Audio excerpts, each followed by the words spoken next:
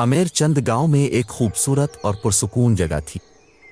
इस गांव में बहुत सी अनोखी कहानियां छपी थीं, लेकिन सबसे अजीब कहानी एक इंसान की थी जो वहां रहता था। इसका नाम गुप्ता था। गुप्ता एक गरीब और लालची आदमी था।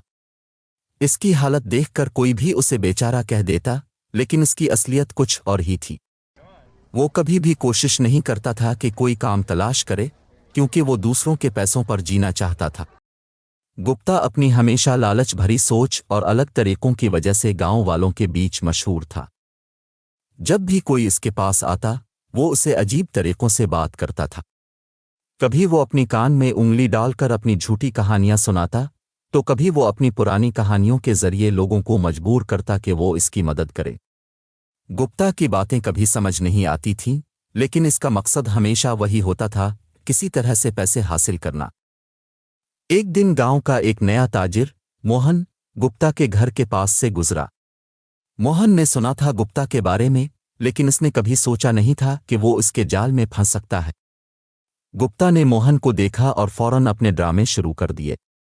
भाई साहब, गुप्ता ने कहा, मेरी माँ बहुत बीमार है। मुझे कुछ पैसों की जरूरत है दवाई खरीदने के लिए। मोहन पहले तो गुप्ता की बातों से मुतासिर हुआ, लेकिन इसने सुना था कि गुप्ता कभी सच नहीं बोलता।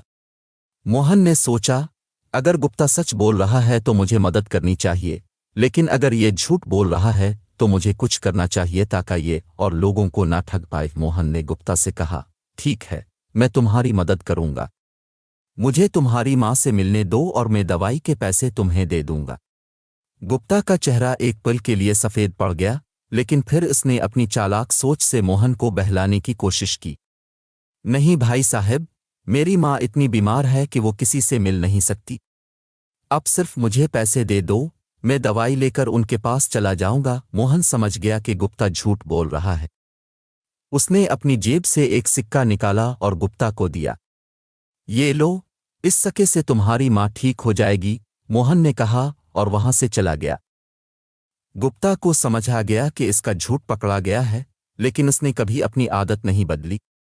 वो हमेशा नई नई कहानियां सोचता रहता था, ताकि किसी और को फिर से अपने जाल में फंसा सके। अमेरचंद गांव के लोग गुप्ता की चालाकियों से दूर रहते थे, लेकिन फिर भी कभी कभी कोई नया शख्स उसके जाल में फंस ही जाता था। ये कहानी गुप्ता की है, जो हमेशा अपनी लालच और झूठी कहानियों के साथ जीता रहा, बगैर कभी अपनी गलतियों से सीखने के। और इस तरह गुप्ता अपनी जिंदगी गुजारता रहा, गांव वालों के लिए एक मिसाल बनकर के लालच और झूठ कभी किसी को आगे नहीं बढ़ने देते।